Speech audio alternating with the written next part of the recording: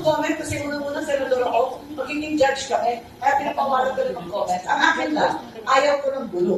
Ayoko ng impeachment, ayoko ng destabilization, ayoko ng ICC, ayoko ng REDCO, ayoko ng kanang magulo. Hindi ako magulo ayoko talaga ng ganyan. Gusto ko, itong mga project ni Mayor Win, ni Vice, gusto ko yung mga ganyan.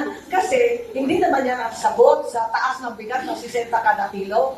Ano ang tunay na solusyon para sa ako lang na trabaho na maganda ang bayad sa ating mga kabataan? Yan ba talaga ang solusyon para magkaroon tayo ng sapat na tulong sa PWD, sa atong mag-uuma at atong mangingisda? Palagay ko, hindi gulo ang solusyon. Kailangan ng totoong solusyon. Trabaho na lang tayo. Damo ang problema nato, yun na lang ang solusyon. Huwag na dagdagan. Pinaharangan, ang sinabi ko, ayoko ng gulo.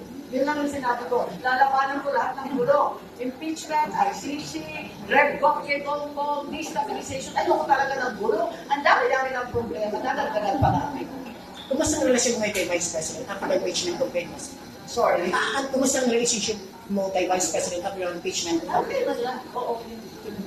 Panglas na lang. Sinabi ng former Senate President Rilon na pwede magpatawag ng special session si Presidente for the impeachment.